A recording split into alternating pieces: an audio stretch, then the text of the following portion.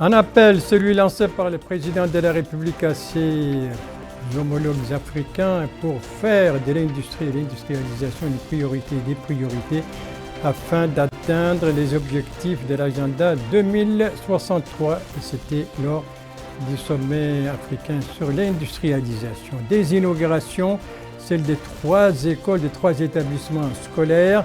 Ici à Nouakchott, c'était ce matin à Toujounine, dans le cadre de la commémoration du 72e anniversaire de l'indépendance nationale. Un lancement, celui du programme de distribution des bonbonnes de gaz butane au profit des populations, au profit des familles pauvres, c'était ce matin. Donc, c'est dans le cadre aussi de cette commémoration du 72e anniversaire de l'indépendance nationale. Voilà donc pour les principaux titres de votre journal. Et c'est parti, mesdames, mesdemoiselles, messieurs, bonsoir et bienvenue à votre 22h de ce samedi 26 novembre 2022. Il faut donner la priorité à l'industrie et à l'industrialisation en vue d'atteindre les objectifs de l'agenda 2023 et en vue d'accélérer un développement industriel en Afrique. J'ai cité ici le président de la République, M. Mohamed Ould Cheikh El Ghazouani. C'était lors d'un discours prononcé à l'occasion du 17e sommet extraordinaire de l'Union africaine sur l'industrialisation et la diversification économique, sommet extraordinaire donc qui s'est tenu hier à Niamey, la capitale du Niger. Les idées maîtresses de ce discours avec Abdoulaye Demeba. Le président de la République, Mohamed Ould Cheikh El Ghazouani, a au cours du sommet extraordinaire de l'Union africaine tenu à Niamey sur l'industrialisation et la diversification économique tenu à indiquer que l'industrialisation est un facteur majeur de création d'emplois. Il a dans ce cadre précisé la nécessité pour les économies du continent d'être plus productifs, précisant que le problème principal auquel les économies sont confrontées se rapporte à la disponibilité des infrastructures afin de favoriser la production. Le chef de l'État a en outre souligné que la situation sanitaire ces dernières années caractérisée par la Covid-19 conduisant à la fermeture des frontières et la guerre en Ukraine sont autant de facteurs qui ont impacté les économies dont les répercussions ont été la hausse des coûts des denrées alimentaires de base. Il a dans ce sens fait part de la nécessité de se mobiliser pour l'atteinte des objectifs énumérés dans l'agenda 2063 pour le développement durable du continent. Afin d'atteindre les objectifs visés dans cette optique, l'industrialisation et la diversification économique du continent, le chef de l'État a déclaré qu'il est important de disposer d'un programme permettant de mettre en place des infrastructures de base afin de faciliter les mouvements et l'interconnexion entre les États et disposer aussi des nouvelles technologies nécessaires dans ce cadre, mobiliser le secteur privé entre autres. Le président de la République a par ailleurs indiqué que le secteur industriel en Mauritanie a subi les répercussions négatives de la pandémie du Covid-19, ce qui s'est fait sentir dans la contribution de ce secteur à l'activité économique du pays. Il a dans ce sens fait part de la nécessité de se mobiliser. Le secteur industriel, dit le président de la République, occupe une place de choix dans les programmes et politiques mis en œuvre, dont l'objectif est d'augmenter les capacités de production de cette activité économique. Cette stratégie s'appuie sur plusieurs domaines d'activité économique dont l'élevage, l'agriculture, la pêche, le secteur minier entre autres, ce qui permettra de favoriser une révolution industrielle. Et ça, c'était donc un résumé du discours du président de la République prononcé devant le 17e sommet africain sur l'industrialisation et la diversification économique. Et toujours, nous restons toujours à Niamey dans le cadre des activités du président de la République. En marge justement de ce sommet, eh bien, le président de la République, M. Mohamed Ould Cheikh El Ghazouani, s'est entretenu avec ses collègues du Niger et du Tchad d'une rencontre à 3, donc, où l'on a parlé dans le cadre, bien entendu, du G5 Sahel, dont les 3 pays sont membres. C'était l'occasion donc de discuter de la situation dans cette organisation sous-régionale, mais aussi de discuter des domaines de coopération entre les 3 pays et les voies et moyens pour les renforcer et de discuter aussi des questions d'intérêt commun. Autre activité du président de la République, toujours à Niamey, mais cette fois il s'agit d'une inauguration, celle de la toute nouvelle ambassade mauritanienne dans la capitale nigérienne. Inauguration donc hier sous la supervision du président de la République. Comment se présente ce nouveau siège et combien a-t-il coûté? Élément de réponse avec un reportage d'Abdoulaye Demeba. D'un montant global estimé à 1,446 milliard de francs CFA, tel est le coût de cet édifice devant dorénavant abriter la mission diplomatique de notre pays au niveau de la République du Niger. Bâti sur une superficie de 5500 mètres carrés, ce bâtiment ne comporte pas seulement l'ambassade, mais aussi une résidence pour le chef de la mission diplomatique. Cet édifice compte aussi 12 bureaux, une salle de conférence, une salle de réunion. La construction de cette mission diplomatique s'inscrit dans le cadre de la politique de l'État visant à doter les représentations diplomatiques à l'étranger de cadres adéquats leur permettant d'accomplir leur mission et service. Le ministre de l'Habitat, de l'Urbanisme et de l'Aménagement du Territoire, Sidi Ahmed Ould Mohamed, a au cours de ces cérémonies d'inauguration fait part des différentes composantes de cet édifice qui est construit dans le cadre de la nouvelle politique qui est mise en œuvre. Par ailleurs, toujours dans ce cadre, les travaux de construction de missions diplomatiques de notre pays sont en cours à Abu Dhabi et Rabat. Les appels d'offres pour la construction de nouvelles ambassades au Mali, au Sénégal et dans d'autres pays sont dans une phase très avancée. Voilà donc pour cette page diplomatique consacrée aux activités du chef de l'État à Niamey, la capitale du Niger, où il vient de participer aux travaux du 17e sommet extraordinaire de l'Union africaine sur l'industrialisation et sur la diversification économique. Donc participation à ce sommet, mais aussi inauguration du nouveau siège de l'ambassade de Mauritanie à Niamey. Voilà donc pour la diplomatie. Après la diplomatie, la politique intérieure avec les activités ministérielles, des activités qu'on peut résumer ainsi, des visites d'information, des inaugurations, mais aussi une supervision. On va commencer par les visites d'information avec celle du ministre secrétaire général de la présidence de la République. Il se trouve au Rodé Charqi et son étape hier soir, c'était à Delbarogoro. Compte rendu de notre correspondant permanent Bahebiri Yedali, compte rendu revu en français par Amina Khlil.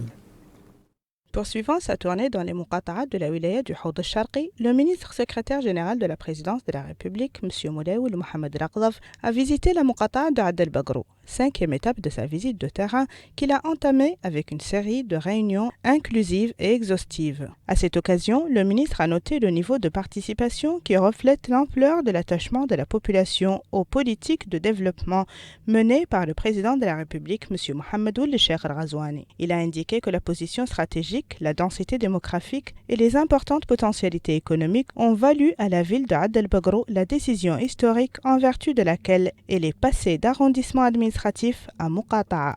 Le ministre secrétaire général de la présidence de la République a annoncé aux populations le démarrage très prochain des travaux de la route reliant Amourj à Ad el-Bagro après leur interruption momentanée pour des raisons techniques.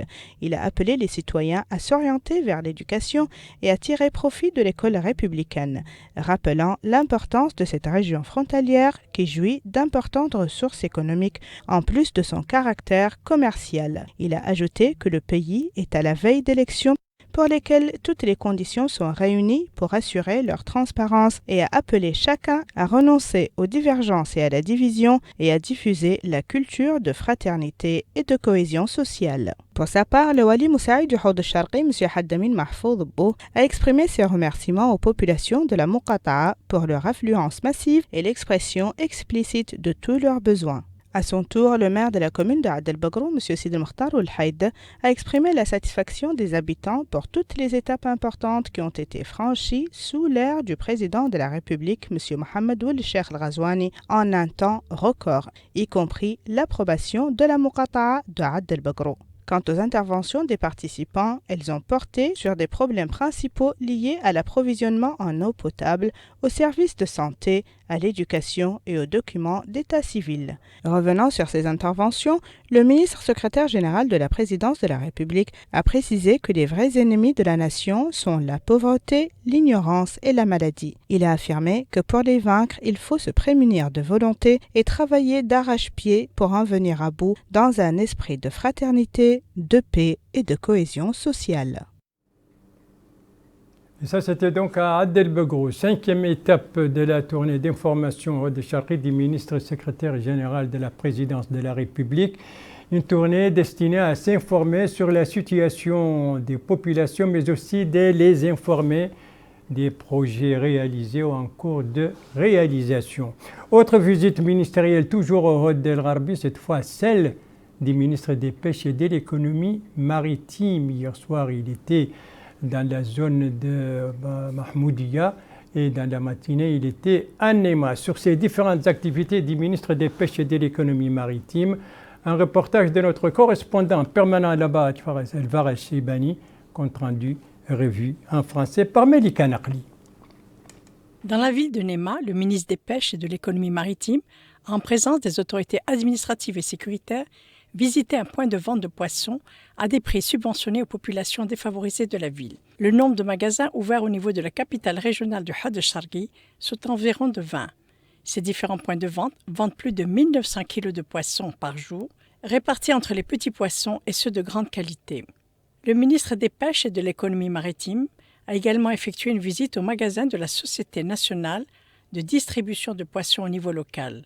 Le directeur général de la dite société, M. Mohamed El-Sherif Ahmed, a présenté d'amples explications quant au rôle joué par sa société dans l'approvisionnement de poissons aux populations. Par la suite, le ministre des Pêches et de l'économie maritime et la délégation qui l'accompagne se sont rendus au lac Mahmouda, qui est situé à environ 63 km de Nema. Sur place, le ministre des Pêches et de l'économie maritime a tenu une réunion avec les pêcheurs artisanaux et les populations locales. La réunion a porté sur l'importance de la pêche continentale et les efforts déployés par le secteur pour notamment être pourvoyeur d'emplois et œuvrer à la sécurité alimentaire après la pose de la première pierre d'un centre de pêche continentale dans la ville de Nema. Les interventions des participants ont porté sur les différents problèmes auxquels ils font face, la demande de formation, l'appui aux associations féminines et la préservation de l'environnement. Le ministre des Pêches et de l'économie maritime a indiqué que cette visite dans la wilaya de Hod el-Charqi lui a permis de se rendre compte de la proximité des services auprès des populations, notamment en ce qui concerne l'approvisionnement en poissons effectué par la Société nationale de distribution de poissons. Il a exprimé son appréciation des normes en vigueur prises en ce qui concerne l'hygiène après avoir visité les points de vente et le magasin d'entreposage. Nous avons, indique-t-il, visité le lac Mahmouda et avons procédé à la pose de la première pierre de 3 centres de pêche continentale et de nurserie. Il y aura également un appui accordé aux personnes formées dans ce domaine. Le lac de Mahmouda, un véritable trésor écologique, nurserie de poissons et d'oiseaux, est de fait une manne extraordinaire pour les populations. Voilà donc pour ces deux visites ministérielles d'information, toutes deux au Hod el-Charqi. Il s'agit de celle du ministre du secrétaire général de la présidence de la République, une visite qui se poursuit, et celle du ministre des Pêches et de l'économie maritime, visite qui s'est achevée. Venons-en maintenant aux autres activités ministérielles, à commencer par les inaugurations, et cela se déroule à Nouakchott précisément. Il s'agit des inaugurations entreprises par le ministre de l'Éducation nationale et de la réforme du système éducatif. Cérémonie qui s'est déroulée ce matin. Il s'agit de l'inauguration de 3 établissements scolaires et les lieux de la cérémonie, c'était ce matin à Toujounine. Alors, quels sont ces 3 établissements et dans quel muqata'a se trouvent-ils? Élément de réponse avec Melika Nakli.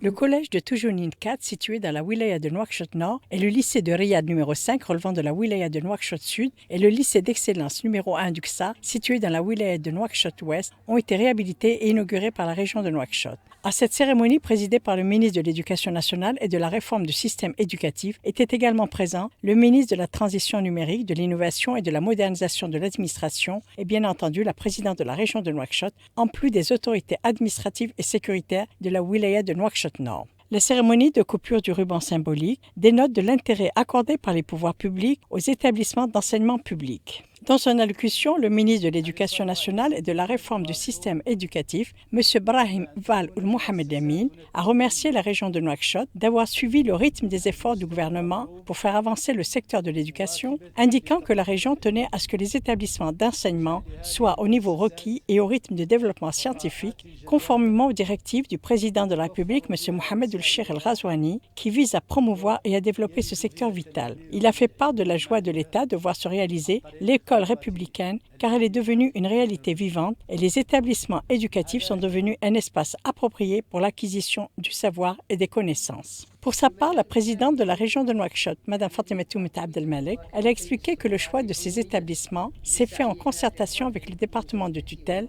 notant que la région s'est efforcée à ce que ces établissements répondent aux normes éducatives et pédagogiques modernes. Elle a indiqué que des travaux sont actuellement en cours pour doter 16 établissements d'enseignement au niveau des Moukata de Nouakchott d'équipements publics, en plus de leur raccordement au réseau d'eau potable. Quant au maire de la commune de Toujounine, M. Mohamed Amin Ould-Chouaib, il a estimé que ces réalisations constituent une concrétisation de la priorité donnée à l'éducation, car c'était une revendication fondamentale des habitants de la commune. Pour sa part, le président de l'association des parents d'élèves au niveau de Toujounine, il s'est félicité de ces réalisations, soulignant l'importance de l'école dans l'éducation et la construction des sociétés humaines.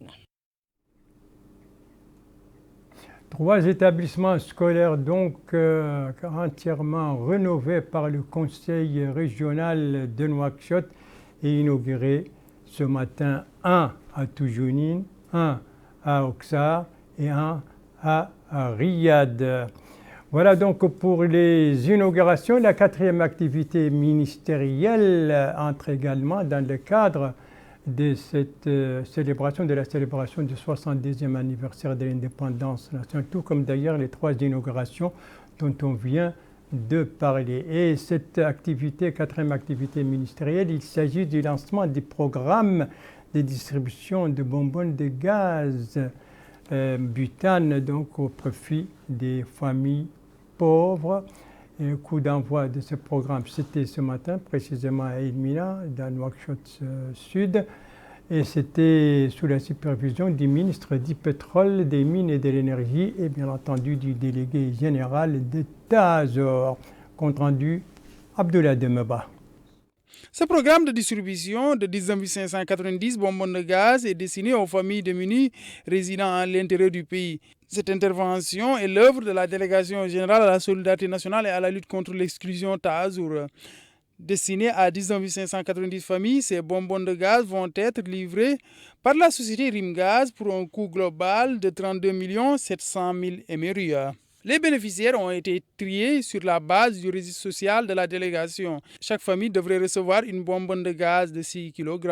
Le délégué général à la solidarité nationale et à la lutte contre l'exclusion, Mohamed Ali Ould Sidi Mohamed, a affirmé que la mise en œuvre de ce programme vise à venir en aide aux familles démunies et leur permettre de se passer de l'utilisation du charbon et du bois de chauffage. Il a en outre indiqué que cette intervention vise à renforcer les objectifs et stratégies de développement durable. Le directeur général de la société Rimgaz, Mohamed Ould Sidi, a précisé que l'entreprise qu'il préside compte œuvrer afin de remplir ses obligations dans le cadre de cet appel d'offres. Sadbou Hmeida, adjoint du maire de la commune d'Elmina, a exprimé ses remerciements aux bienfaiteurs pour cette action qui, dit-il, rentre dans le cadre du programme du chef de l'État visant à venir en aide aux franges démunies de la société. Les autorités qui ont pris part à cette cérémonie ont visité les locaux de la société Rimgaz. Ils se sont enquis des conditions de travail au sein de cette entreprise.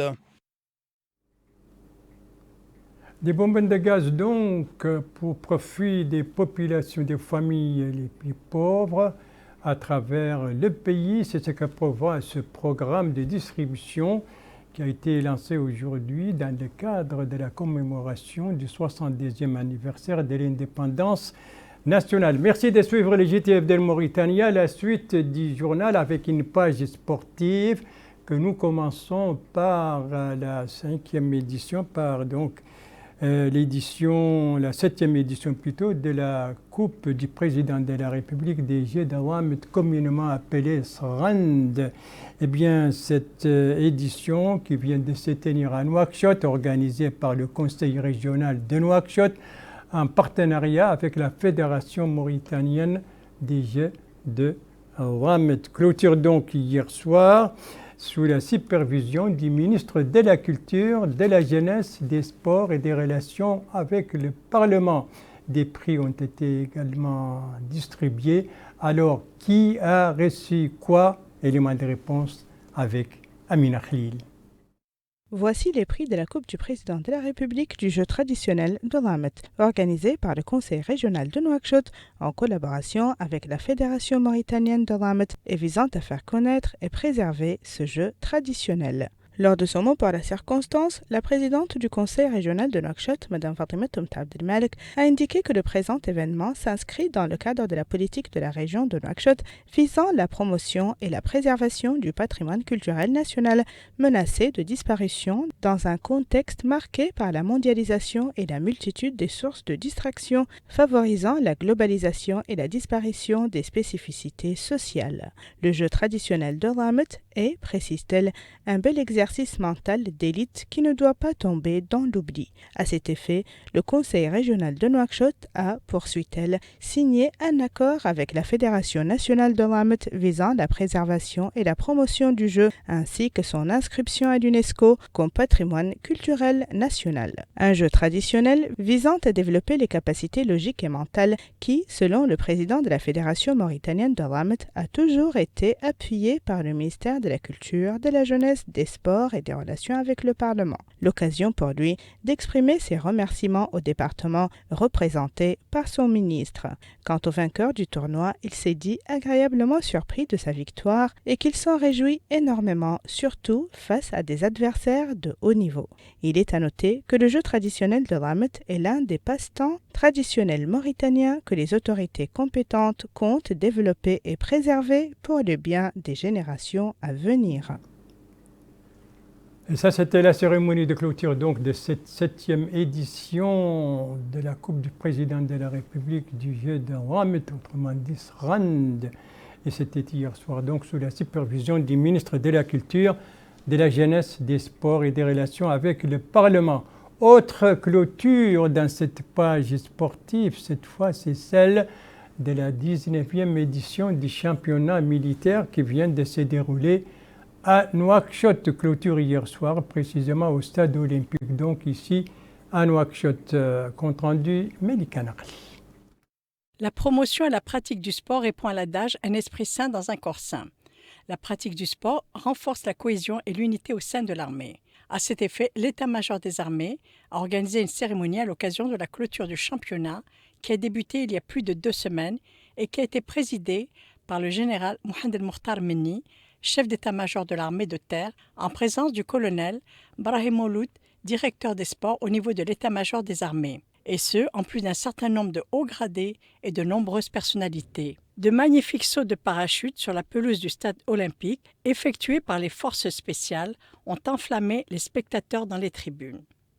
Après quoi s'est déroulée la finale de football qui a regroupé la région militaire 3 à l'armée de l'air, qui a gagné le match sur le score de 7-6. La cérémonie de clôture a été marquée par la remise de coupes et de prix aux 3 premières places. Il s'agit, en plus du football, du volley-ball, de la pétanque, des jeux d'échecs et des sports militaires, dont le tir à la cible. L'état-major de l'armée vise ainsi, à travers cette manifestation, à renforcer les compétences physiques et morales de ses membres et répondre ainsi à l'adage « un esprit sain dans un corps sain ». Voilà donc pour la clôture de ce championnat militaire, précisément sa 19e édition qui vient donc de se tenir à Nouakchott, clôture hier soir. Et nous restons toujours dans cette page sportive, cette fois avec Nouakchott qui abrite également le championnat des jeux d'échecs, championnat classique des jeux d'échecs.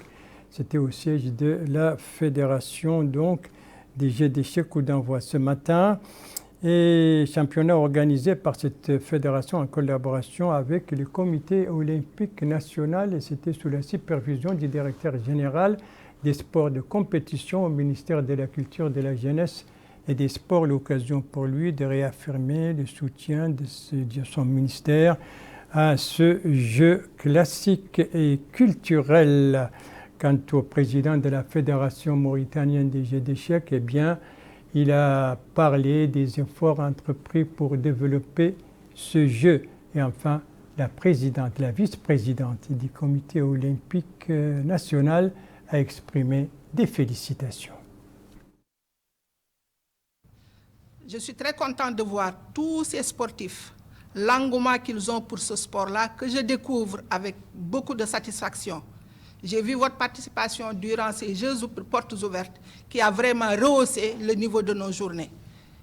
Et je ne vais pas terminer sans féliciter encore une fois notre vice-champion d'Afrique qui a gagné il n'y a pas encore une semaine à Alger. Je vous souhaite une bonne chance à toutes les participations et vous dis du courage. Voilà, et c'est sur ce championnat d'échecs que se termine ce journal. Merci à vous, Madame, Mademoiselle, Monsieur, de l'avoir suivi. Merci bien entendu aux équipes rédactionnelles et techniques qui ont participé à sa conception. Je vous en rappelle les principales informations. Le président de la République devant le sommet extraordinaire de l'Union africaine sur l'industrialisation. Il faut donner la priorité à l'industrie et à l'industrialisation en vue d'atteindre les objectifs de l'agenda 2063. Ici, nous sommes à Nouakchott avec l'inauguration ce matin de 3 établissements entièrement rénovés par le Conseil régional de Nouakchott. Et la cérémonie s'est déroulée à Toujouni, justement, où il y a l'un des établissements, l'autre est Oksar et l'autre, le troisième, est à Riyad. Et ici, c'est le lancement de ce programme de distribution des bonbonnes de gaz butane au profit des familles les plus pauvres à travers les pays programmes lancés ce matin à Elmina, Nouakchott Sud, dans le cadre de la commémoration du 72e anniversaire de l'indépendance nationale. Le JTF reviendra demain à la même heure, 22h, et vous serez en compagnie, suivant le planning des services, vous serez en compagnie d'Ndei Sao Sidi.